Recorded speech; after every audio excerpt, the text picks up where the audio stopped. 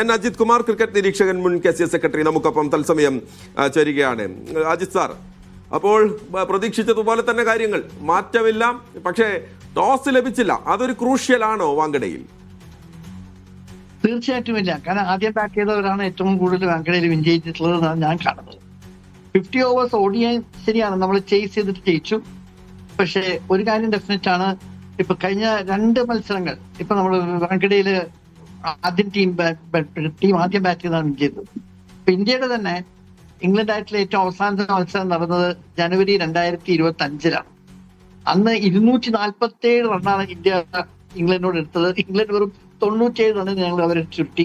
150 റണ്ണിന്റെ ഒരു കൂറ്റൻ വിജയമാണ് അവസാനമായി ഇന്ത്യയും ഇംഗ്ലണ്ടും വാങ്കഡയിൽ വെച്ച് നടന്നപ്പോഴുള്ള മത്സരം. അപ്പൊ എന്ത് വന്നാലും വാങ്കഡയിൽ ആദ്യം ബാറ്റ് ചെയ്യുന്ന ടീമിനാണ് അഡ്വാൻറ്റേജ് എന്ന് പണ്ട് മുതലേ നമുക്ക് തോന്നാറുണ്ട്. ODI വേൾഡ് കപ്പ് ഒരു 2011 കഴിഞ്ഞിട്ടാണ് ഞാൻ പറഞ്ഞത്. ആ കാര്യം, ഈ ചരിത്രം 2011 ശേഷമാണ് ഞാൻ കാണുന്നത്. അപ്പൊ ആദ്യം ബാറ്റ് ചെയ്യുന്നത്, പക്ഷെ ഒരു കാര്യം ഡെഫിനറ്റ് ആണ്, ഒരു 200+ റൺസ് എടുത്തേ പറ്റൂ. കാരണം ഇംഗ്ലണ്ട് വളരെ നല്ല ബാറ്റിംഗ് സൈഡാണ്. അവർക്ക് 200 സ്പിൽസോൾട്ടും മറ്റേ ഹാരി ബ്രൂക്ക് പ്രത്യേകിച്ചും അദ്ദേഹത്തിന് നമ്മൾ ആ സെഞ്ചുറി കണ്ടതാണല്ലോ. സിംബാബ്വെ ആയിട്ടുള്ള ആ സെഞ്ചുറി, അദ്ദേഹത്തിന്റെ ആ സെഞ്ചുറി മികവ് നമ്മൾ കണ്ടിട്ടുണ്ട്. അദ്ദേഹം നല്ല ഉജ്ജ്വല ഫോമിലും കൂടിയാണ്. അപ്പം ഇംഗ്ലണ്ട് നല്ല ഫോമിലാണ്. അപ്പൊ 200+ എന്നൊരു സ്കോർ നമ്മൾ എത്തിയില്ലെങ്കിൽ ബുദ്ധിമുട്ടായിരിക്കുന്നതിൽ യാതൊരു സംശയമില്ല. പക്ഷെ ഇന്ത്യക്കാണ് കൂടുതൽ വിജയിക്കാനുള്ള സാധ്യത. കാരണം ചരിത്രമൊന്നും ഞാൻ ഇവിടെ പരിശോധിക്കുന്നില്ല. On current form Indian team, പ്രത്യേകിച്ച് നമ്മൾ വെസ്റ്റ് ഇൻഡീസ് ആയിട്ടുള്ള നല്ലൊരു വിക്ടറി കഴിഞ്ഞതിന് ശേഷം, നല്ലൊരു വിജയം നമ്മൾ കൈവരിച്ചതിന് ശേഷം, ഇപ്പം ഒരു ടീം ഒരു നല്ല ശരിക്കും ഒരു ഉജ്ജസ്വലത്തിലാണെന്ന് പറയാറുണ്ടല്ലോ, നല്ല ഉയർന്ന തരത്തിലാണ് ഇപ്പോൾ കളിക്കുന്നത്. അപ്പൊ ആ ടീമിനെ ഇംഗ്ലണ്ടിന് ഓവർകം ചെയ്യാൻ ബുദ്ധിമുട്ടായിരിക്കും. 200+ സ്കോർ എടുത്താൽ തീർച്ചയായിട്ടും എനിക്ക് നല്ല കോൺഫിഡൻസ് ഉണ്ട് നാം ഈ മത്സരം ഈസിയായിട്ട് വിജയിക്കുമെന്ന്. പക്ഷേ അതാണ് ഡോക്ടർ എൻ അജിത് കുമാർ പറയുന്നത്. തുടരണം.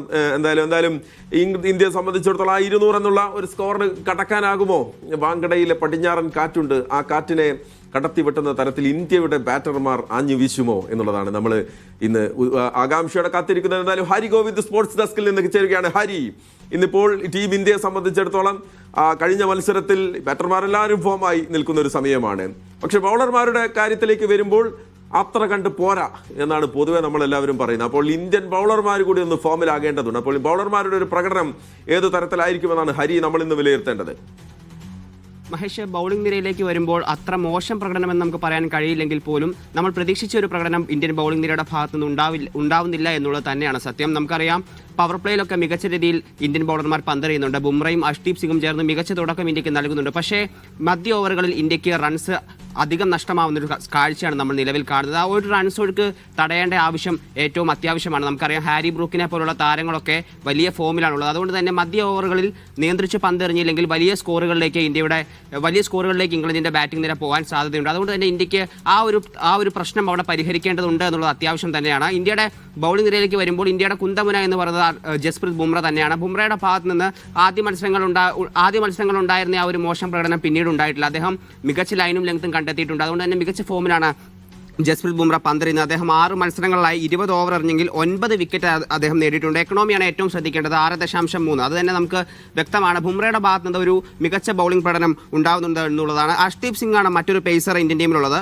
6 മത്സരങ്ങളിൽ നിന്ന് അദ്ദേഹം 22 ഓവറുകൾ എറിഞ്ഞു, 8 വിക്കറ്റും അദ്ദേഹം നേടിയിട്ടുണ്ട്. 7.77 ആണ് അദ്ദേഹത്തിന്റെ എക്കണോമി. അദ്ദേഹത്തിന്റെ എക്കണോമിയും വലിയ മോശമുള്ള എക്കണോമി അല്ല. പക്ഷേ ബുംറയെ വെച്ച് താരതമ്യം ചെയ്യുമ്പോൾ അല്പം പിന്നോട്ടാണ് എന്നുള്ളത് മാത്രം. പക്ഷേ ഈ 2 താരങ്ങളും ചേർന്ന് 17 വിക്കറ്റാണ് എടുത്തിട്ടുള്ളത്. അപ്പോൾ പവർ പ്ലേയിൽ ഇന്ത്യ കരുത്തരാണ് എന്നുള്ളത് ഒരു സംശയവുമില്ല. മികച്ച ബോളിംഗ് പഠനം 2 താരങ്ങളുടെയും ഭാഗത്ത് ഉണ്ടാകുന്നുണ്ട്. വരുൺ ചക്രവർത്തിയിലേക്ക് വരുമ്പോൾ, നമ്മൾ ഈ ടൂർണമെന്റിലേക്ക് വരുമ്പോൾ ഇന്ത്യയുടെ ഏറ്റവും പ്രതീക്ഷ നമ്മൾ കൊടുത്തിരുന്ന ഒരു ബൗളറാണ് വരുൺ ചക്രവർത്തി എന്ന് പറയുന്നത്. 7 മത്സരങ്ങൾ അദ്ദേഹം കളിച്ചിട്ട് 24 ഓവറുകൾ എറിഞ്ഞു, 12 വിക്കറ്റ് നേടി ഇന്ത്യയുടെ ഏറ്റവും മികച്ച ബോളറായി ഇപ്പോൾ ഈ ടൂർണമെന്റിൽ നിൽക്കുന്നത് വരുൺ ചക്രവർത്തിയാണ്. അദ്ദേഹം 7.67 എക്കണോമിയിലാണ് പന്തിരുന്നത്. പക്ഷേ വരുൺ ചക്രവർത്തി നേരത്തെയൊക്കെ റൺസ് വിട്ടുകൊടുക്കാൻ വലിയ ഒരു ബുദ്ധിമുട്ടുള്ള താരമായിരുന്നു. പക്ഷേ ഈ ടൂർണമെന്റിലേക്ക് വരുമ്പോൾ അദ്ദേഹം അമിതമായ റൺസ് വിട്ടുകൊടുക്കുന്നത് നമ്മൾ കാണുന്നുണ്ട്. അപ്പോൾ വരുൺ ചക്രവർത്തിയുടെ ഭാഗത്തു നിന്നൊരു മികച്ച പ്രകടനം ഇന്ത്യക്ക് അനിവാര്യമാണ്. ആ ഒരു വരുൺ ചക്രവർത്തി മികച്ച രീതിയിൽ പന്തെറിഞ്ഞാൽ ഇന്ത്യക്ക് മധ്യ ഓവറുകളിൽ റൺസ് നിയന്ത്രിക്കാൻ കഴിയുമെന്നുള്ളതാണ് വാസ്തവം. കാരണം നമുക്കറിയാം, മധ്യ ഓവറുകളിൽ അക്ഷർ പട്ടേലും വരുൺ ചക്രവർത്തിയും ചേർന്നാണ് എതിർ താരങ്ങളെ കൊടുക്കുന്നത്. അപ്പോൾ ആ ഒരു റൺസ് ഒഴുക്ക് തടയുക എന്നുള്ളത് അവരുടെ ചുമതലയാണ്. അക്ഷർ പട്ടേൽ 5 മത്സരങ്ങളിൽ നിന്ന് 19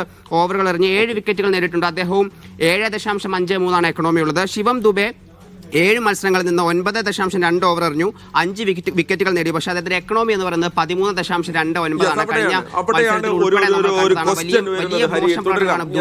അജിത് കുമാറിലേക്ക്